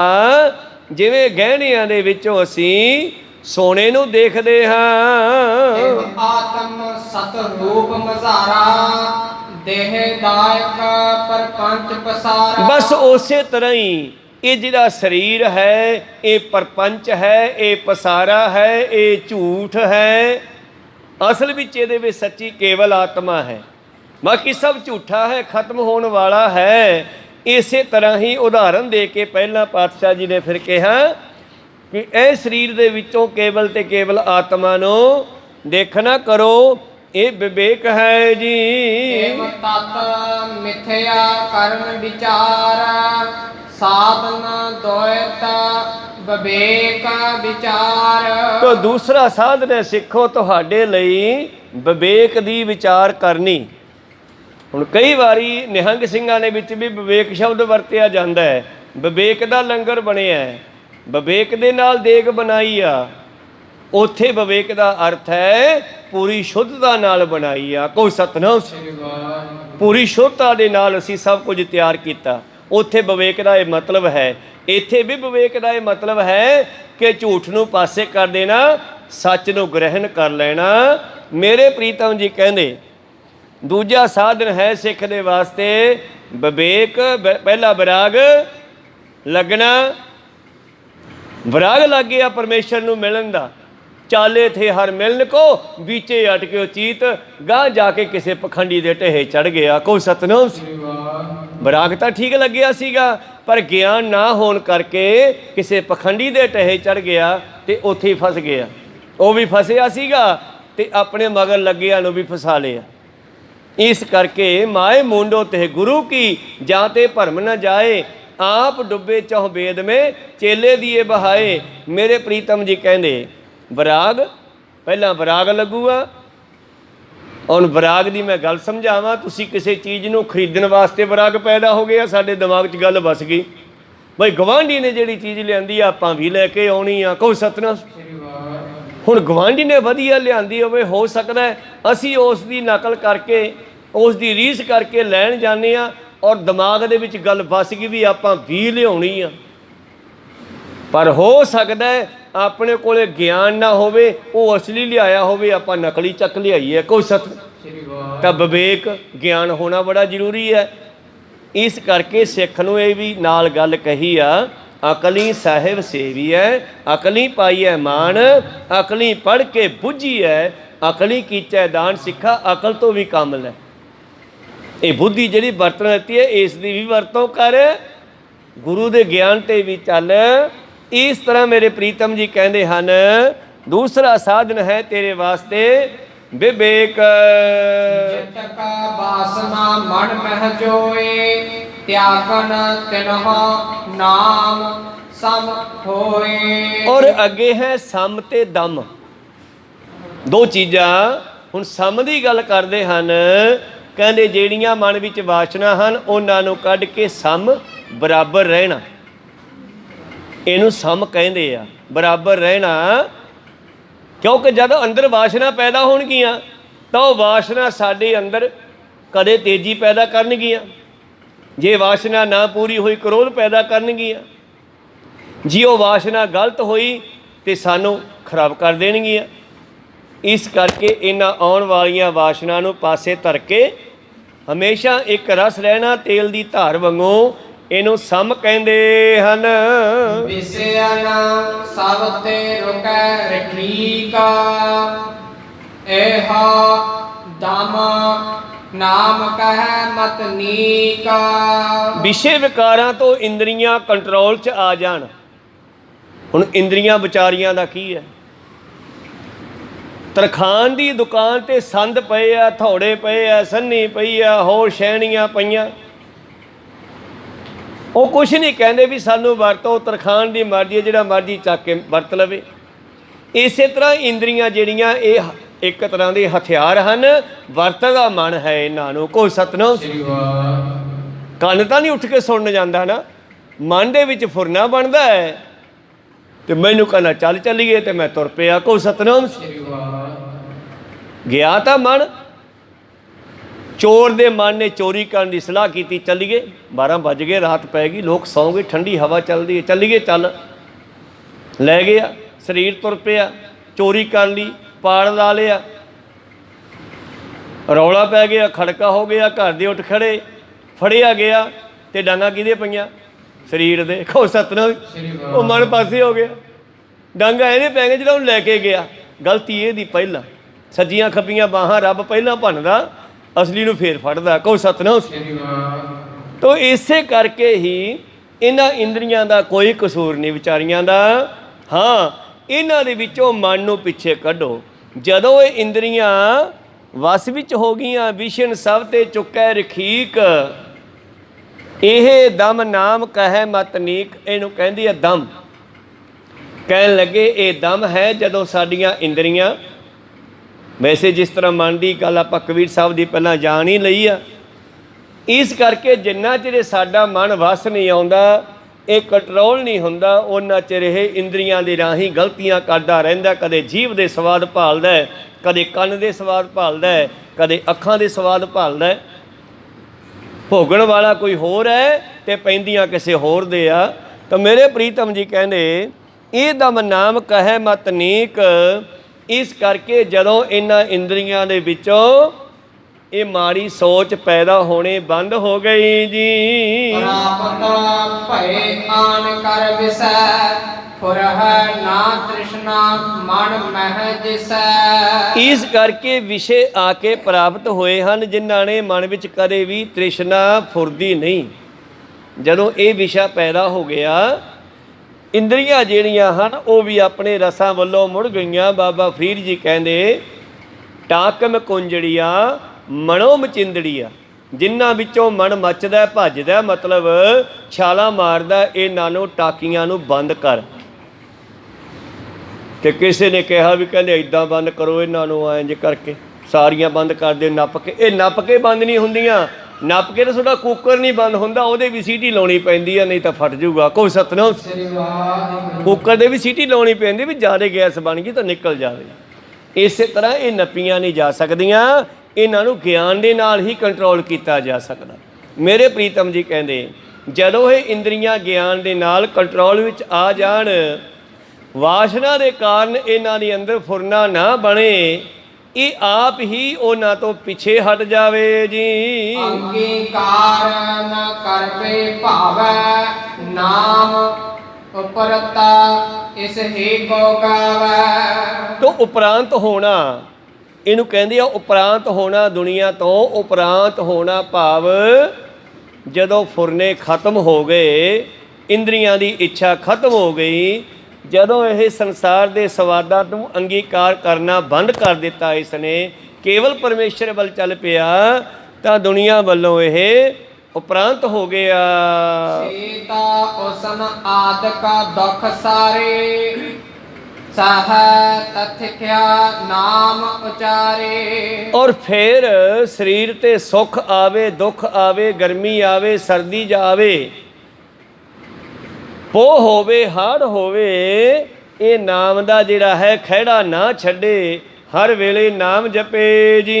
ਇਸ਼ਟਾ ਦੇਵ ਮੈਂ ਹਿਰਦੈ ਲਗਾਏ, ਸਮਾਧਾਨ ਇਸ ਨਾਮ ਕਹਾਏ। ਇਹਨੂੰ ਕਹਿੰਦੀ ਹੈ ਸਮਾਧਾਨ। ਆਪਣੇ ਗੁਰੂ ਦੇ ਵਿੱਚ ਧਿਆਨ ਲਾ ਕੇ ਜਦੋਂ ਹਮੇਸ਼ਾ ਜਪਣਾ ਕਰੇ, ਵਾਹ ਗੁਰੂ, ਵਾਹ ਗੁਰੂ, ਵਾਹ ਗੁਰੂ, ਵਾਹ ਗੁਰੂ, ਵਾਹ ਗੁਰੂ, ਵਾਹ ਗੁਰੂ, ਵਾਹ ਗੁਰੂ, ਵਾਹ ਗੁਰੂ, ਵਾਹ ਗੁਰੂ, ਵਾਹ ਗੁਰੂ, ਵਾਹ ਗੁਰੂ, ਵਾਹ ਗੁਰੂ, ਵਾਹ ਗੁਰੂ। ਆਪਣੇ ਗੁਰੂ ਵਿੱਚ ਧਿਆਨ ਲਾ ਕੇ। ਹੁਣ ਗੁਰੂ ਦਾ ਧਿਆਨ ਲਾਉਣ ਵਾਸਤੇ ਤੁਸੀਂ ਕਹੋਗੇ ਫੋਟੋ ਕੋਈ, ਜੇ ਫੋਟੋ ਹੁੰਦੀ ਫਿਰ ਤਾਂ ਸੌਖਾ ਧਿਆਨ ਲੱਗ ਹੀ ਜਾਂਦਾ। ਗੁਰੂ ਪਾਤਸ਼ਾਹ ਕਹਿੰਦੇ ਫੋਟੋ ਹੈ ਨਹੀਂ ਉਸ ਦੀ, ਫਿਰ ਅਸੀਂ ਧਿਆਨ ਕਾਹਦਾ ਧਰੀਏ? ਬਿਨ ਵੇਖੇ ਕੋ ਕੈਸਾ ਧਿਆਨ, ਬਾਣੀ ਦਾ ਬਚਨ। ਬਿਨਾਂ ਵੇਖੇ ਤੋਂ ਧਿਆਨ ਕਾਹਦਾ ਧਰੀਏ? ਧਿਆਨ ਸਾਡੀਆਂ ਅੱਖਾਂ ਨੂੰ ਕੁਝ ਨਾ ਕੁਝ ਵੇਖਣਾ ਚਾਹੀਦਾ, ਫਿਰ ਉੱਥੇ ਖੜਦਾ ਸਾਡਾ ਮਨ, ਤਾਂ ਫਿਰ ਗੁਰੂ ਦਾ ਧਿਆਨ ਧਰੀਏ। ਹੁਣ ਗੁਰੂ ਸਾਡਾ ਜਿਹੜਾ ਉਹਦਾ ਕੋਈ ਸਰੂਪ ਨਹੀਂ ਹੈਗਾ, ਪਰ ਹੈਗਾ ਇਹ ਸ਼ਬਦ ਗੁਰੂ ਗ੍ਰੰਥ ਸਾਹਿਬ ਹੈ। ਇਹਦਾ ਸੂਖਮ ਸਰੂਪ ਹੈ ਜਿਹੜਾ ਉਹ ਹਵਾ ਹੈ। ਪਵਨ ਗੁਰੂ ਤੁਹਾਡਾ ਸਵਾਸ, ਸਵਾਸ ਦੇ ਉੱਤੇ ਦੇਖਣਾ ਹੈ ਕੋਈ ਸਤਨਾਮ ਸ੍ਰੀ। ਇਹ ਗੱਲ ਕਲੀਅਰ ਹੋ ਗਈ ਨਾ? ਪਵਨ ਗੁਰੂ ਤੇ ਪਵਨ ਤੁਹਾਡੀਆਂ ਨੇਤਰਾਂ ਦੇ ਨੇੜੇ ਚੱਲ ਰਹੀ ਆ, ਸੱਜੀ ਖੱਬੀ ਸੁਰ ਵਿੱਚ। ਇਹਨੂੰ ਵੇਖੋ, ਵੇਖਣ ਦੀ ਕੋਸ਼ਿਸ਼ ਕਰੋ, ਤੁਹਾਨੂੰ ਇਹ ਦਿਸਣ ਲੱਗ ਪਊਗੀ। ਹਜੇ ਚਾਹੇ ਨਹੀਂ ਦਿਸਦੀ, ਤੁਹਾਨੂੰ ਇਹਨੂੰ ਫੀਲ ਹੋਣਾ ਸ਼ੁਰੂ ਹੋ ਜਾਊਗਾ। ਸੱਜੀ ਖੱਬੀ ਸੁਰ ਦੇ ਉੱਤੇ ਹਵਾ ਆਉਂਦੀ ਜਾਂਦੀ ਦਾ ਪਤਾ ਲੱਗੂਗਾ। ਹੁਣ ਨੇਤਰਾਂ ਨੂੰ ਦੇਖਣ ਵਾਸਤੇ ਇੱਕ ਟਿਕਾਣਾ ਮਿਲ ਗਿਆ। ਜਿੰਨਾ ਚਿਰ ਅਸੀਂ ਨੇਤਰਾਂ ਨੂੰ ਸਵਾਸਾਂ 'ਤੇ ਰੋਕ ਕੇ ਨਾਮ ਨਹੀਂ ਜਪਦੇ, ਓਨਾ ਚਿਰ ਜਪਿਆ ਨਹੀਂ ਜਾਣਾਗਾ। ਇਸ ਕਰਕੇ ਨੇਤਰਾਂ ਨੂੰ ਬੰਦ ਵੀ ਨਹੀਂ ਕਰਨਾ ਤੇ ਨੇਤਰਾਂ ਨੂੰ ਪੂਰੇ ਖੋਲ੍ਹਣਾ ਵੀ ਨਹੀਂ ਹੈਗਾ। ਮਿਰਗ ਸੌਣੀ ਦੇ ਵਿੱਚ, ਜੇ ਬੱਚਾ ਮਿਰਗ ਸੌਣੀ 'ਚ ਹੁੰਦਾ, ਚੌਥੇ ਹਿੱਸਾ ਖੋਲ੍ਹ ਕੇ ਆਪਣੇ ਸਵਾਸਾਂ ਦੇ ਵੇਖਦੇ ਹੋਏ, ਮਾਨੋ ਤੁਹਾਡਾ ਗੁਰੂ ਤੁਹਾਡੇ ਸਵਾਸਾਂ 'ਚ ਰਮਿਆ ਹੋਇਆ, ਪ੍ਰਾਣਾਂ ਦੇ ਵਿੱਚ ਰਮਿਆ ਹੋਇਆ, ਪਰਮੇਸ਼ਰ ਵੀ ਸਵਾਸਾਂ ਦੇ ਵਿੱਚ ਰਮਿਆ ਹੋਇਆ। ਪਰਮੇਸ਼ਰ ਤੋਂ ਦੂਜੇ ਨੰਬਰ 'ਤੇ ਹਵਾ ਹੀ ਪੈਦਾ ਹੋਈ ਆ। ਮੁਸਲਮਾਨ ਵੀਰ ਵੀ ਬਾਬਾ ਆਦਮ ਤੇ ਅੰਮਾ ਹਵਾ ਕਹਿੰਦੇ ਆ। ਉਹ ਕੋਈ ਇਸਤਰੀ ਮਨੁੱਖ ਨਹੀਂ ਸੀ, ਉਹ ਇਹੋ ਹੀ ਹੈ ਪਵਨ ਗੁਰੂ ਪਾਣੀ ਪਿਤਾ, ਜਿਹੜੇ ਬਾਬੇ ਨਾਨਕ ਨੇ ਸ਼ਲੋਕ ਵਿੱਚ ਲਿਖੇ ਆ ਬਚਨ। ਹੌਲੀ ਹੌਲੀ ਸਮਝ ਆ ਜਾਂਦੀ ਆ ਮਨੁੱਖ ਨੂੰ। ਤੇ ਇਸ਼ਟ ਦੇਵ ਮੈਂ ਹਿਰਦੈ ਲਗਾਏ, ਗੁਰੂ ਦਾ ਧਿਆਨ ਧਰ ਕੇ ਫਿਰ ਆਪਣੇ ਹਿਰਦੇ ਦੇ ਵਿੱਚ ਉਸ ਗੁਰ ਮੰਤਰ ਨੂੰ, ਵਾਹਿਗੁਰੂ ਮੰਤਰ ਨੂੰ ਜਪਣਾ ਕਰੇਗਾ, ਤਾਂ ਇਹ ਹੋ ਗਿਆ ਤੇਰਾ ਸਮਾਧਾਨ। ਧੁਨ ਮੈਂ ਧਿਆਨ, ਧਿਆਨ ਮੈਂ ਜਾਣਿਆ, ਗੁਰਮੁਖ ਅਕਥ ਕਹਾਣੀ। ਗੁਰੂ ਬਚਨ ਪ੍ਰਸਾਦ ਪ੍ਰਤੀਤਾ, ਸ਼ਰਦਾ ਨਾਮ ਕਹੈ ਸਤ ਚੀਤਾ। ਔਰ ਜਦੋਂ ਸਿੱਖਾਂ ਤੋਂ ਗੁਰੂ ਦੇ ਬਚਨਾਂ ਤੇ ਪੂਰਨ ਭਰੋਸਾ ਕਰਨ ਲੱਗ ਪਿਆ, ਇਹਨੂੰ ਕਹਿੰਦੇ ਨੇ ਸ਼ਰਧਾ। ਕਸ਼ਟ ਸੰਪਦਾ ਭਣੇ ਸੁਨਾਏ, ਸਾਧਨ ਤ੍ਰਿਪਤੇ ਹਿਰਦੈ ਹੋਏ ਆਏ। ਇਸ ਤਰ੍ਹਾਂ ਆਹ 6 ਚੀਜ਼ਾਂ ਵੀ ਵਿਵੇਕ ਦੇ ਵਿੱਚੋਂ ਨਿਕਲਣਗੀਆਂ, ਜਿਹੜੀਆਂ ਮਗਰੋਂ ਸੁਣਾਈਆਂ। ਸਮਦਮ, ਤਿਤਿਖਿਆ, ਉਪਰੰਤ ਸਮਾਧਾਨ, ਸ਼ਰਧਾ। ਇਹ 6 ਚੀਜ਼ਾਂ ਵਿਵੇਕ ਤੋਂ ਬਾਅਦ ਪੈਦਾ ਹੋਣਗੀਆਂ, ਕਿਉਂਕਿ ਵਿਵੇਕ ਤਾਂ ਹੋਣਾ ਚਾਹੀਦਾ, ਗਿਆਨ ਹੋਣਾ ਚਾਹੀਦਾ। ਸ਼ਰਧਾ ਜਿਹੜੀ ਹੈ ਉਹ ਗਿਆਨ ਦੇ ਨਾਲ ਸਹੀ ਹੋਵੇਗੀ, ਨਹੀਂ ਤਾਂ ਅੰਨੀ ਸ਼ਰਧਾ ਬਣ ਜਾਏਗੀ ਤੇ ਅੰਨੀ ਸ਼ਰਧਾ ਖਰਾਬ ਕਰੇਗੀ। ਕਹੋ ਸਤਿਨਾਮ। ਅਕਲੀ ਸਾਹਿਬ ਸੇਵੀ ਅਕਲੀ ਪਾਈਐ ਮਾਨ, ਅਕਲੀ ਪੜ੍ਹ ਕੇ ਬੁੱਝੀ ਅਕਲੀ ਕੀਚੈ ਦਾਨ। ਅੰਨੀ ਸ਼ਰਧਾ ਨਹੀਂ ਕਰਨੀ, ਵਿਵੇਕ ਦੇ ਨਾਲ ਤੁਸੀਂ ਸਹੀ ਥਾਂ 'ਤੇ ਸ਼ਰਧਾ ਕਰੋਗੇ। ਵੈਸੇ ਹੁਣ ਸਾਨੂੰ ਸੋਚਣ ਦੀ ਲੋੜ ਨਹੀਂ, ਸਾਡੀ ਗੁਰਬਾਣੀ ਜਿਹੜੀ ਹੈ 100% ਸ਼ਰਧਾ ਰੂਪ ਦੇ ਵਿੱਚ। ਅਸੀਂ ਗੁਰਬਾਣੀ 'ਤੇ ਭਰੋਸਾ ਕਰੋ, ਸ਼ਰਧਾ ਕਰੋ। ਸਾਡੇ ਕੋਲੇ 36 ਮਹਾਂਪੁਰਸ਼ਾਂ ਦੀ ਇਹ ਬਾਣੀ ਆ। ਇਸ ਬਾਣੀ ਦੇ ਮੁਤਾਬਕ ਚੱਲ ਪੋ, ਕਿਧਰੇ ਭੱਜ ਦੌੜ ਕਰਨ ਦੀ ਲੋੜ ਨਹੀਂ। ਜੇ ਐਵੇਂ ਚੱਕਰਾਂ 'ਚ ਪਈਏ, ਕਿੱਥੇ ਸ਼ਰਧਾ ਕਰੀਏ ਕਿੱਥੇ ਨਾ ਕਰੀਏ, ਇਸ ਬਾਣੀ 'ਤੇ ਸ਼ਰਧਾ ਕਰ ਲਓ। ਬਾਹੋ ਬਾਹੋ ਬਾਣੀ ਨਿਰੰਕਾਰ ਹੈ ਤੇ ਜੇਵੜ ਅਵਰ ਨ ਕੋਏ। ਇਸ ਬਾਣੀ ਨੂੰ ਰਚਨਹਾਰਿਆਂ ਨੇ ਆਪਣੀ ਨਿਗਾਹ ਦੇ ਅੰਦਰ, ਆਪਣੀ ਦ੍ਰਿਸ਼ਟੀ ਦੇ ਅੰਦਰ ਹੀ ਇਸ ਨੂੰ ਤਿਆਰ ਕਰਕੇ, ਗੁਰਬਾਣੀ ਉਤਾਰ ਕਰਕੇ, ਬਾਣੀ ਲਿਆ ਕਰਕੇ, ਉਸ ਦਾ ਇੱਕ ਸਰੂਪ ਤਿਆਰ ਕਰਕੇ, ਇੱਕ ਬੀੜ ਤਿਆਰ ਕਰਕੇ, ਦਮਦਮਾ ਸਾਹਿਬ ਤਲਵੰਡੀ ਸੰਪੂਰਨ ਕਰਕੇ, ਉਸ ਬੀੜ ਨੂੰ ਪੂਰੀ ਤਰ੍ਹਾਂ ਦੇ ਨਾਲ ਹਰ ਪਾਸਿਆਂ ਤੋਂ ਸੁਰੱਖਿਅਤ ਕਰਕੇ, ਤਾਂ ਕਿ ਇਹਦੇ ਵਿੱਚ ਕੋਈ ਇੱਕ ਵੀ ਸ਼ਬਦ ਨਾ ਪਾ ਸਕੇ। ਕੋਈ ਸ਼ਬਦਾਂ ਦੇ ਮਗਰ ਅੰਕਾਂ ਦੀ ਗਿਣਤੀ ਵੇਖਦੇ ਹੋ, ਉਹ ਅੰਕਾਂ ਦੀ ਗਿਣਤੀ ਇਸੇ ਕਰਕੇ ਲਾਈ ਆ, 2-2 ਪੰਕਤੀਆਂ 'ਤੇ, ਪਦਿਆਂ 'ਤੇ, ਔਰ ਫਿਰ ਪੂਰੇ ਸ਼ਬਦ 'ਤੇ। ਫਿਰ ਅੱਗੇ ਜਾ ਕੇ ਲਿਖਤਾ ਛੱਕਾ, ਬਈ 6 ਸ਼ਬਦ ਆ, ਜੇ 7ਵਾਂ ਵਿੱਚ ਕੋਈ ਵਾਰਦਾ ਤੇ ਪਤਾ ਲੱਗ ਜਾਊਗਾ। ਕਹੋ ਸਤਿਨਾਮ। ਤਾਂ ਇਸ ਕਰਕੇ ਹੁਣ ਕੋਈ ਸਾਨੂੰ ਭਟਕਣ ਦੀ ਲੋੜ ਨਹੀਂ ਹੈ। ਗੁਰਬਾਣੀ ਨਾਲ ਜੁੜੀਏ, ਗੁਰਬਾਣੀ 'ਤੇ ਸ਼ਰਧਾ ਕਰੀਏ।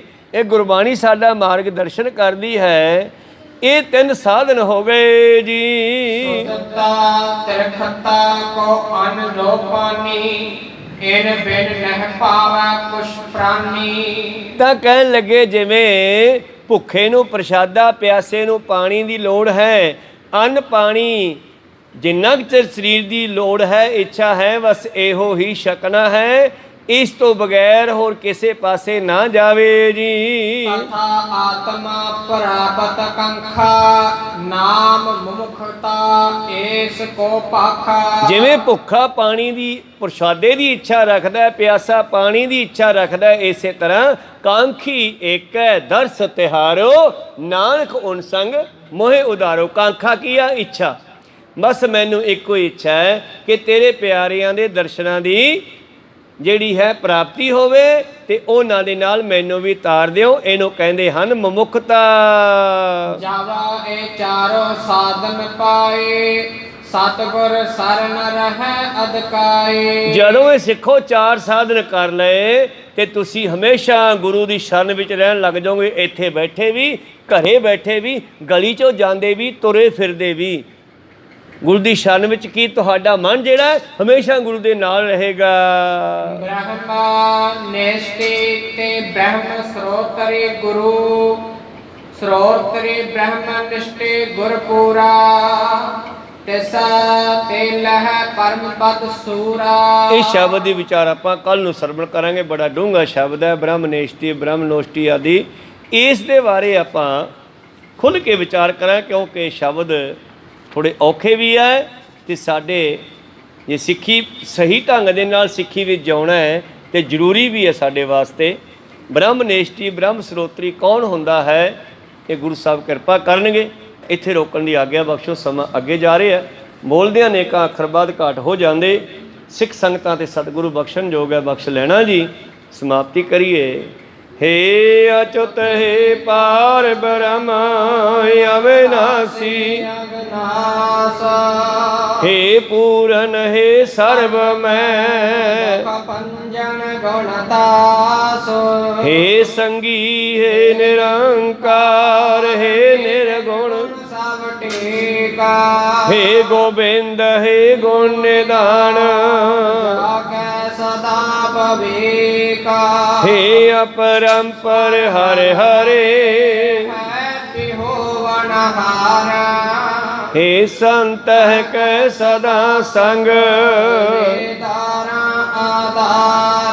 हे ठाकुर हों दास रो निर्गुण गुण नहीं कोई नानक दीजै नाम दान